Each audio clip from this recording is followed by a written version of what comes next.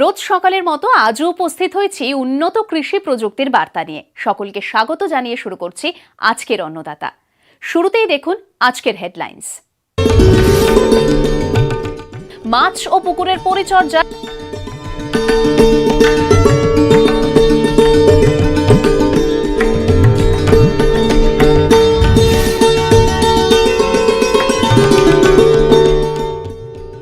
মুরগির সুষম খাদ্য ব্যবস্থাপনা।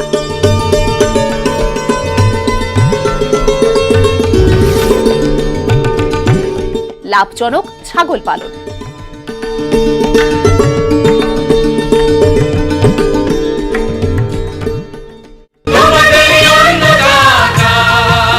আমাদের রাজ্যে পোল্ট্রি পালন ক্রমশ জনপ্রিয়তা লাভ করছে। বাণিজ্যিক ভিত্তিতে মুরগি পালন করলে ঋতুভিত্তিক পরিচর্যা করা দরকার। এছাড়া এই খামার থেকে ভালো লাভ করতে হলে সুষম খাদ্য দেওয়া ও অন্য পরিচর্যা দরকার। পোল্ট্রি পালকেরা কিভাবে মুরগিকে সুষম খাদ্য খাওয়াবেন এবং খামারের পরিচর্যা করবেন সে বিষয়ে জানালেন কৃষ্ণনগর রাষ্ট্রীয় পোল্ট্রি খামারের প্রাণী বিশেষজ্ঞ ডক্টর সারিকুল ইসলাম। লাভজনক মুরগি পালনের জন্য সারা ভারতবর্ষ সহ বিশ্বে আজকে একটা জনপ্রিয়তা অর্জন করেছে। কারণ মাংসের চাহিদা যেভাবে ডিম বাড়ছে, প্রোটিনজাত খাদ্যের চাহিদা মাংসের পাশাপাশি ডিম, সেক্ষেত্রে মুরগি পালনের প্রসঙ্গ চলে আসে। এই মুরগি পালনের ক্ষেত্রে ডিম বা মাংস যাই উৎপাদন করুন না কেন, সেখানে তার মেন উপকরণ যেটা লাগে সেটা হচ্ছে খাবার। এই খাবারের বিষয়টা খুব গুরুত্বপূর্ণ বিষয়। মাংসের জন্য মুরগি যখন পালন করি আমরা তাদেরকে বলা হয় ব্রয়লার। এই ব্রয়লারের ক্ষেত্রে খাবার মূলত 3টে ধরনের খাবার আমরা খাওয়াই, সেটাকে প্রি স্টার্টার, স্টার্টার, ডেভেলপার বা ফিনিশার। ব্রয়লার মূলত আমরা বাজারজাত করা হয় 36 থেকে 42 দিনের মধ্যে আমরা বাজারজাত করি। সেই চিক্সটাকে আমরা প্রথম দিন থেকে 42 দিন পর্যন্ত বাজারজাত করা পর্যন্ত বিভিন্ন সময় বিভিন্নভাবে আমাদের খাবার দেওয়া দরকার। সেই খাবারের প্রাথমিক যে বিষয়টা সেটাকে আমরা প্রি স্টার্টার বলি। একদম বাচ্চা চিক্স খাবার, বাচ্চা মুরগির ক্ষেত্রে খাবার থাকে। সেই প্রি স্টার্টারটা আমরা মূলত 1 দিন থেকে 10 দিন বা 12 দিন পর্যন্ত প্রয়োগ করি। তারপরে স্টার্টারটা আমরা প্রয়োগ করি, সেটা 12-13 দিন থেকে আমরা 20-22 দিন পর্যন্তও প্রয়োগ করি। তারপরে আমরা ডেভেলপার বা ফিনিশার করি। এবং প্রত্যেকটা খাবার শুরু করার আগে, বিশেষ করে প্রি স্টার্টারের পরে স্টার্টার যখন আমি শুরু করছি, তার সঙ্গে কিন্তু প্রথম 2-3 দিন প্রি স্টার্টারের সঙ্গে স্টার্টার মিক্স করে খাওয়ালে ভালো হয়। কারণ ওই খাবার দানাটা একটু পরিমাণটা বড় থাকে, আস্তে আস্তে শিখে। তেমনি যখন ডেভেলপার বা ফিনিশার খাওয়ায় তখন স্টার্টারের সঙ্গে ফিনিশারটা বা ডেভেলপারটা 2-3 দিন খাইয়ে তারপরে খাওয়ানো শুরু করা দরকার। এই ব্রয়লারকে যে আমরা খাবার খাওয়াচ্ছি, সেই খাবারের ক্ষেত্রে মূলত দেখা যাবে যে 1 কেজি ওজন তৈরি করতে আমাদের মূলত 1 কেজি 700 থেকে 1 কেজি 750 খাবার আমাদের প্রয়োজন হয়ে যায়। অর্থাৎ 2 কেজি একটা মুরগি যখন তৈরি করছি তখন সেটা 3 কেজি 400 থেকে 3.5 কেজি খাবার খাচ্ছে। 75 থেকে 80% এই খাবারের দিকেই চলে যায় খরচ। তাহলে এটা খুব সচেতনভাবে খাওয়াতে হবে। যখন মুরগির বয়স ছোট, চিক ম্যাশ, সেই চিক ম্যাশকে আমরা অন্তত দিনে 3 থেকে 4 বার খাবার দিলে ভালো। অপচয়টাকে কমানোর জন্য আমাকে অল্প অল্প করে পরিমিত খাবার দিতে হবে, তারপরে বাড়াতে হবে এবং তারপরে প্রতিদিন দিনে 3 বার খাবার দিতে হবে। বাজারে বিভিন্ন রকম কোম্পানির খাবার আছে, ম্যাক্সিমাম ব্রয়লারের ক্ষেত্রে ইন্টিগ্রেশন হচ্ছে, সেই কোম্পানির খাবার খাওয়ানো হচ্ছে। অনেক চাষি বা উদ্যোগী তারা নিজস্ব কিছু উদ্যোগও পোলট্রি ব্রয়লার পালন করছে এবং সেই পালন করার ক্ষেত্রে তারা বাজার থেকে এই খাদ্য খাবার কিনে খাচ্ছে। এবং এই শুধু ব্রয়লারের পাশাপাশি না, ব্রয়লারের পাশাপাশি আজকাল প্রচুর রঙিন মুরগি, বিশেষ করে ক্রয়লার, বনরাজা, রেনবো রোস্টার, সোনালি, দেশি এবং বিভিন্ন ধরনের মুরগি, সেগুলোকে কিন্তু আজকে ডুয়াল পারপাসে যেগুলো ব্যবহার করা হয় উভয় মাংস এবং ডিমের জন্য, তাদেরও মাংসের জন্য উৎপাদন করা হচ্ছে। এদের ক্ষেত্রে দেখা যাচ্ছে যে আমরা 3 কেজি খাবার খাইয়ে দেখা যাচ্ছে 1.5 কেজি ওজন সম্ভব হয়ে যাচ্ছে। তাহলে ব্রয়লারের ক্ষেত্রে সবচেয়ে বেশি লাগছে, তারপরে ক্রয়লার, বনরাজা এদের একটু তার চেয়েও বেশি লাগছে খাবার, এবং কিন্তু ওজনটা কম হচ্ছে। এবং সোনালি এবং দেশি বা অন্যান্য যে দেশীয় প্রজাতি আছে সেই মুরগির ক্ষেত্রেও দেখা যাচ্ছে খাবারটা 2 কেজি 600 থেকে 2 কেজি 800 খাওয়ালে 1 কেজি হচ্ছে। এই মার্কেটের যে ব্যাপার, মার্কেটের ভ্যালুটার উপর নির্ভর, টাইমটা বেশি লাগছে, ঠিক আছে, সোনালির ক্ষেত্রে বা দেশির ক্ষেত্রে বা শঙ্কর প্রজাতির মুরগির ক্ষেত্রে।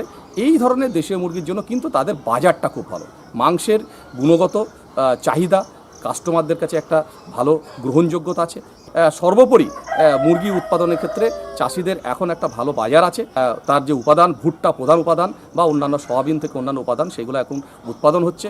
একটু উৎপাদন কস্ট একটু বেড়েছে, প্রোডাকশন কস্ট একটু বেড়েছে, তার পাশাপাশি কিন্তু বাজারে চাহিদা আছে। যারা লাভজনক এবং বিজ্ঞানভিত্তিকভাবে এইসব ব্রয়লারের পাশাপাশি এই ধরনের দেশীয় মুরগি পালন করবেন, এছাড়া আপনারা তার চাষ পদ্ধতি, বিজ্ঞানসম্মত বিষয় এবং অন্যান্য বিষয়ে সচেতন হওয়ার জন্য আপনারা প্রাণী সম্পদ দপ্তরের সঙ্গে ব্লক আধিকারিকের সঙ্গে যোগাযোগ করবেন। পাখিটাকে সুস্থ সবল রাখবেন, অন্যান্য পরিচর্যা, ভ্যাকসিনেশন এগুলো ঠিকমতো করবেন। তাহলে আগামী দিনে মুরগি পালনের ক্ষেত্রে যে সম্ভাবনা রয়েছে, যে লাভজনক যে মুরগি পালন, সেটা আমরা বলছি আপনারা নির্ভয়ে করুন, কোনো রকম চিন্তার কারণ নাই। খাদ্য খাবারের একটু সচেতন। খামারি বন্ধুরা যদি বাড়িতে অল্প করে 50টা 20টা বা আরও একটু বেশি করেন, সেক্ষেত্রে যদি খাবারের সমস্যা হয়ে যায়, তার প্রোডাকশন কস্টটা কমানোর জন্য আপনারা বাড়িতেও ঘরোয়া পদ্ধতিতে খাবার তৈরি করে কিন্তু খাওয়াতে পারেন। ঘরোয়া খাবার আপনি ভুট্টা, খুদ, চাল, গম এগুলোর সঙ্গে আপনি খোল এবং ডাল চূর্ণি, মুসুর চূর্ণি এগুলোর সঙ্গে যদি আপনি মিনারেল মিক্সচার, ক্যালসিয়াম এগুলো খাওয়ান, প্রোটিনের পার্সেন্টেজটা 20% এভারেজ রাখতে হবে। অর্থাৎ 100 কেজির মধ্যে 35 কেজি অন্তত দেবেন।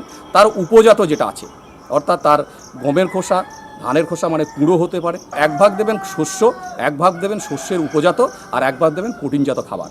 এবং তার সঙ্গে একটু mineral mixture, 1 KG mineral mixture দেবেন, কিছু খাদ্য লবণ দেবেন, কিছু প্রোবায়োটিক, অ্যান্টিবায়োটিক কিছু পাউডার পাওয়া যায়, সেটা মিক্স করে যদি খাওয়ান, তাহলে কিন্তু আশানুরূপ প্রোডাকশান মাংস বা ডিম তার কাছ থেকে, মুরগির কাছ থেকে পেতে পারেন। এখন একটু বিরতির পর থাকছে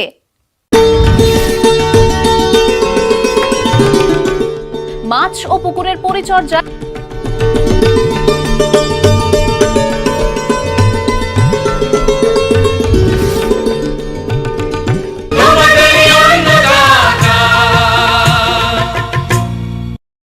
নিউজ ফ্ল্যাশ নিবেদন করছে সফেদ ডিটারজেন্ট পাউডার।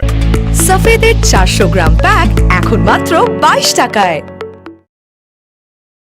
ফ্লেক্সিবল মানে মাইথন, নির্মাণের মানদণ্ড।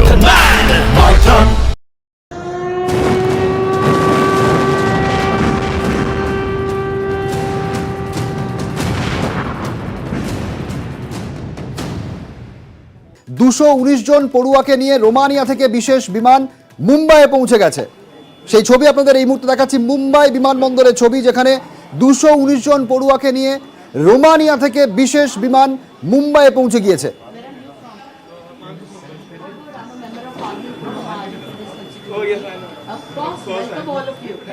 माननीय प्रधानमंत्री नरेंद्र मोदी जी लगातार चिंता में थे कैसे हमारे सब भाई बहन, हमारे बच्चे, हमारे नागरिक सुरक्षित देश में जल्द से जल्द वापस आ सके। संतोष की बात है कि सुरक्षित आज हमारे 219 बच्चे, भाई बहन, साधारणतः सभी स्टूडेंट्स हैं, अधिकांश बेटियां हैं, वो सब सुरक्षित आई हैं।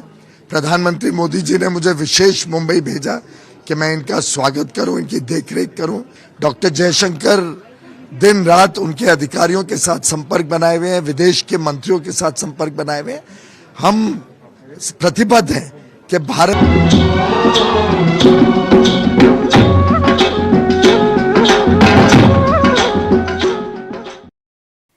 বিরতির পর ফিরে এলাম অনুষ্ঠানে।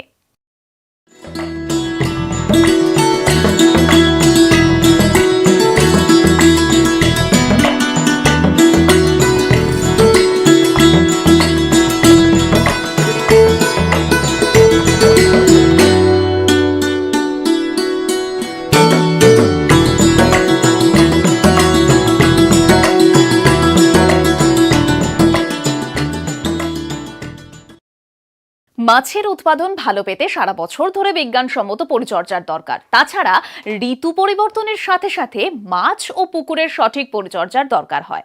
উত্তর 24 পরগনা জেলার কৃষি বিজ্ঞান কেন্দ্রের মৎস্য বিশেষজ্ঞ অনিন্দ নায়ক মাছ ও পুকুরের সঠিক পরিচর্যার বিষয়ে জানালেন। যেসব পুকুরে জল শুকিয়ে গেছে সেই পুকুরগুলোকে ভালো করে তৈরি করে নেওয়াটা একটা খুব গুরুত্বপূর্ণ বিষয়। যেসব পুকুর এই সময় শুকিয়ে গেছে, যদি তলায় পাঁক থেকে থাকে তাহলে সেই পাঁক তুলে দিন, তুলে দিয়ে পুকুরের পাড় তৈরিতে কাজে লাগান। তারপর পুকুর ভালো মতো করে শুকিয়ে নিন। শুকিয়ে নেওয়াটা এরকমভাবেই করবেন যাতে পুকুরের তলাটা পুরো একবারে মাঠের মতো ফুটিফাটা হয়ে যায়। পুকুরের তলায় যদি কোনো রকম ঘাস থাকে বা অবাঞ্ছিত কোনো যদি গাছপালা থেকে থাকে, ছোটো ছোটো গাছ যদি হয়ে থাকে, সেগুলো সব তুলে ফেলে দিন। তুলে ফেলে দিয়ে পুকুরের তলাটা ভালো করে নাগল করে দিন। নাগল করে দিয়ে 2-1 দিন মতো ফেলে রাখুন। ফেলে রাখার পর পুকুরে চুন প্রয়োগ করুন, বিঘা প্রতি 30 থেকে 40 কেজি, এবং যদি একটু লবণাক্ত যদি এরিয়া হয় তাহলে সেক্ষেত্রে 50 কেজি মতো চুন বিঘা প্রতি ব্যবহার করবেন। অতি অবশ্যই চুনকে আগের দিন এনে জলে জলে ভিজিয়ে রাখবেন, তারপরের দিন হাঁড়িতে করে জলে গুলে নিয়ে পুকুরে দেবেন এবং পুকুরের তলাটায় ভালো মতো করে দেবেন, পুকুরের পাড়ের দিকে ভালো মতো করে দেবেন, যাতে চারিদিকটা সুন্দরভাবে আর করে চুনটা প্রয়োগ করা যায়। চুন দেওয়ার ঠিক 2 থেকে 3 দিনের মাথায় পুকুরে জল ঢোকান, মোটামুটি 2 থেকে 3 ফিট জল ঢোকান। মাছ ছাড়ার জন্য উপযুক্ত পরিমাণ প্রাণীকণা তৈরি হতে পারে, তার জন্য পুকুরে কাঁচা গোবর দিন। বিঘা প্রতি 1 বিঘা পুকুরের জন্য 1000 কেজি গোবর ভালো হয়। সবথেকে যেহেতু জলে গুলে নিয়ে পাতলা করে নিয়ে যদি পুকুরে প্রয়োগ করেন তাহলে খুব ভালো হয়। তারপরে মোটামুটি চুন দেওয়ার 7 দিনের মাথায় গোবরটা প্রয়োগ করলেন। প্রয়োগ করে দেখবেন আস্তে আস্তে পুকুরের জলের রং কিন্তু হালকা বাদামি বা ঈশ্বর ধূসর বর্ণের হবে। সেই ধূসর বর্ণের যখন তৈরি হবে তখন কিন্তু গোবর প্রয়োগ করা থেকে 7 দিনের মাথায় গিয়ে কিন্তু আপনি মাছ ছাড়তে পারবেন। এবার যেসব পুকুরের ক্ষেত্রে পুকুরে জল শুকানো সম্ভব নয় বা জল আর এগুলো শুকায় না, সেরকম যদি পুকুর থেকে থাকে তাহলে প্রথমেই পুকুরের চারিদিকে যত ঘাস আছে বা বড় বড় যদি গাছ থেকে থাকে গাছের ডাল ছেটে দেবেন, যাতে পুকুরে ভালো মতো করে রোদ লাগে, সেই ব্যবস্থাটা আগে করবেন। তারপরে পুকুরে প্রথমেই প্রয়োগ করুন হচ্ছে মৌয়া খোল, যাতে অন্যরকম কোনো অবাঞ্ছিত মাছ বা পুকুরে যদি পাঁক থেকে থাকে সেক্ষেত্রে যদি কোনো আর করে গ্যাস ফর্মেশন সব কিছুটাকে মোটামুটি একটু নর্মাল জায়গায় আনা যাবে। প্রথমে হচ্ছে আর করে পুকুরে প্রয়োগ করবেন হচ্ছে মৌয়া খোল। এক্ষেত্রে পুকুরের জলস্তরটা একটু কমিয়ে নেবেন, কমিয়ে নিয়ে মোটামুটি যদি 1 ফুট বা 1.5 ফুট 2 ফুট এরকম জলস্তরটা আনেন, সেই রকম জলস্তর থাকার সঙ্গে সঙ্গে 1 বিঘা পুকুরের জন্য 1 ফুট জলের জন্য 100 থেকে 120 কেজি মৌয়া খোল প্রয়োগ করবেন। মৌয়া খোল প্রয়োগ করার 7 দিনের মাথায় গিয়ে কিন্তু এগুলো পুকুরে চুন প্রয়োগ করবেন। এক্ষেত্রে চুন প্রয়োগ করবেন বিঘা প্রতি 30 থেকে 40 কেজি। চুন প্রয়োগ করার ঠিক 7 দিনের পরে কিন্তু চার করলে গোবর প্রয়োগ করবেন, সেক্ষেত্রে কাঁচা গোবর। এক্ষেত্রে কিন্তু যেহেতু মহুয়া খোল প্রয়োগ করেছেন তাই গোবরটা কম লাগবে। এক্ষেত্রে বিঘা প্রতি 500 কেজি গোবর প্রয়োগ করবেন। 500 কেজি গোবর প্রয়োগ করার পর 2 থেকে 3 দিনের মাথায় গিয়ে দেখবেন কিন্তু জল ঈষৎ বাদামি বা হচ্ছে ধূসর বর্ণের হবে। সেক্ষেত্রে গোবর প্রয়োগ করা থেকে 7 দিনের মাথায় গিয়ে কিন্তু পুকুরে মাছ ছাড়বে।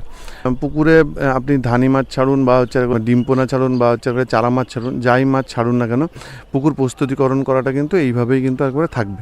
গোবর যদি না পান তাহলে সেক্ষেত্রে কিন্তু বিঘা প্রতি সর্ষে খোল পচিয়ে নিয়ে মোটামুটি বিঘা প্রতি 30 কেজি, আর যদি আর বলে মহুয়া খোল প্রয়োগ করে থাকেন তাহলে সেক্ষেত্রে 15 কেজি আর বলে সর্ষে খোল প্রয়োগ করবেন। তাহলে কিন্তু পুকুরের প্ল্যাঙ্কটনটা কিন্তু সঠিক পরিমাণে তৈরি হবে এবং সেক্ষেত্রে মাছ কিন্তু উপযুক্ত, প্রাথমিকভাবে উপযুক্ত কিন্তু খাবার পেতে পারবে। যদি চারাপোনা ছাড়েন তাহলে অতি অবশ্যই চারাপোনাকে কিন্তু পটাশিয়াম পারম্যাঙ্গানেট জলে চুবিয়ে নিয়ে তবে ছাড়বেন 1 মিনিট কি 2 মিনিটের জন্য। এবং সেক্ষেত্রে পটাশিয়াম পারম্যাঙ্গানেট 1 লিটার জলে 1 চিমটে পটাশিয়াম পারম্যাঙ্গানেট, এই যত পরিমাণ মাছ এনেছেন সেই অনুযায়ী দেখে নিয়ে সেই পরিমাণ জল তৈরি করবে।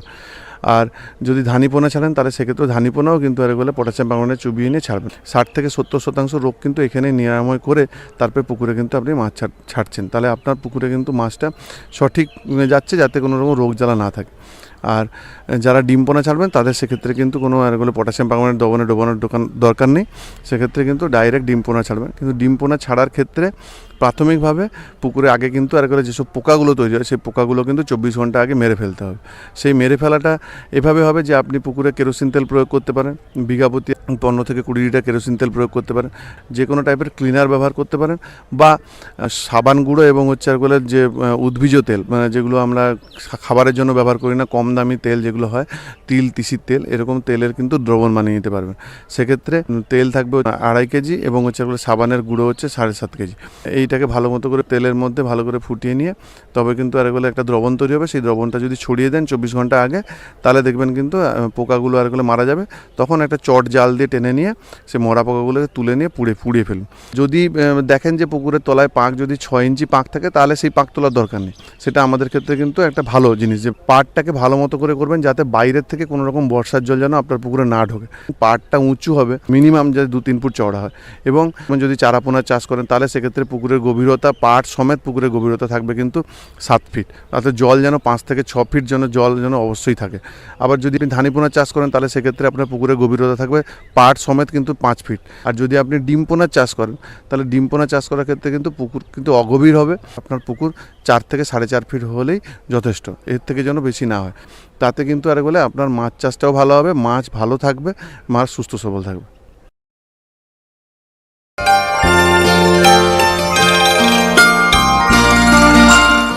এবারে দেখুন অন্নদাতা হেল্পলাইন। দর্শকেরা আমাদের কাছে বিভিন্নভাবে যে প্রশ্ন করে থাকেন তার উত্তর নিয়েই সাজানো হলো অন্নদাতা হেল্পলাইন। উত্তর 24 পরগনা জেলার গাইঘাটা থেকে আমাদের দপ্তরে ফোন করেছেন নীলকমল বিশ্বাস। তার দোপাটির জমিতে এখন গোড়াপচা রোগের উপদ্রব দেখা যাচ্ছে। এর প্রতিকার সম্পর্কে তিনি জানতে চেয়েছেন। বর্ষাকালে বা শরৎকালে ফুল তোলার জন্য যারা দোপাটি চাষ করেন তারা যদি নিচু অবস্থানের জমিকে এই ফুল চাষের জন্য বেছে নেন তাহলে তাদের রোগজনিত সমস্যা বেশি হয়। মাটিতে বসবাসকারী বেশ কয়েক ধরনের ছত্রাকের আক্রমণে দোপাটির গোড়া পচা রোগ দেখা যায়। কাণ্ডের মাটি সংলগ্ন অংশে পচন দেখা যায়, পরে শিকড়ও পচে যায়। আক্রান্ত গাছ ঢলে পড়ে এবং মারা যায়। গাছের গোড়ায় জল জমে থাকলে বা বেশি সেচ দিলে এই সমস্যা হওয়ার সম্ভাবনা থাকে। এই রোগের উপদ্রব এড়াতে হলে পরিচর্যা ব্যবস্থার উপরে বেশি গুরুত্ব দিতে হবে। চাষের জন্য বেছে নিতে হবে জল নিকাশি ব্যবস্থাযুক্ত উঁচু জমি। জমির মাটিতে যদি অ্যাসিড বেশি থাকে তাহলে রোগটি বেশি দেখা যায়। তাই মাটি পরীক্ষার ফলাফলের উপর ভিত্তি করে চাষের 1 মাস আগে জমিতে চুন প্রয়োগ করতে হবে। জমিতে যথেষ্ট পরিমাণে জৈব সার প্রয়োগ করতে হবে। জৈব সারের সঙ্গে ট্রাইকোডার্মা ভিরিডি এবং সিউডোমোনাস ফ্লোরোসেন্স একত্রে মিশিয়ে কয়েকদিন জাঁক দিয়ে রেখে তারপরে প্রয়োগ করলে মাটিতে রয়ে যাওয়া ক্ষতিকারক জীবাণুর পরিমাণ কমে, এর ফলে রোগ কম দেখা যায়। একক সারিতে চারা রোপণ না করে 2.5 ফুট চওড়া উঁচু বেডে জোড়া সারি করে চারা লাগালে এবং তারপরে নিকাশি নালা রাখলে জল নিকাশের সুবিধা হয়। ভারী সেচ দেওয়া চলবে না। মাটির রসের পরিমাণ বুঝে হালকা সেচ দিতে হবে। এইসব ব্যবস্থাগুলো নেওয়ার পরেও যদি রোগ দেখা যায় তাহলে রাসায়নিক ছত্রাকনাশক প্রয়োগ করতে হবে। সেক্ষেত্রে কপার অক্সিক্লোরাইড 4 গ্রাম অথবা ম্যানকোজেব 2.5 গ্রাম প্রতি লিটার জলে গুলে স্প্রে করতে হবে। এখন বাজারে অনেক মিশ্র ফর্মুলেশনের ছত্রাকনাশক এসে গেছে। প্রয়োজনে কার্বেন্ডাজিম এবং ম্যানকোজেবের মিশ্রণে তৈরি ছত্রাকনাশক কিংবা মেটালাক্সিল এবং ম্যানকোজেবের মিশ্রণে তৈরি ছত্রাকনাশক স্প্রে করা যেতে পারে। রোগের তীব্রতা অনুযায়ী 1-এর বেশিবার ছত্রাকনাশক স্প্রে করতে হবে, কিন্তু একই বিষ বারবার নয়। এখানে যে ছত্রাকনাশকগুলোর কথা বলা হলো সেগুলো ঘুরিয়ে ফিরিয়ে প্রয়োগ করতে হবে। এখন আবার বিরতির পর থাকছে লাভজনক ছাগল পালন।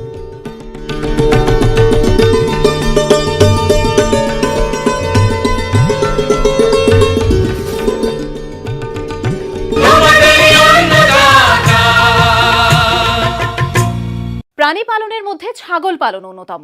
এখন বাণিজ্যিক ভিত্তিতে অনেকেই ছাগল পালন করছেন।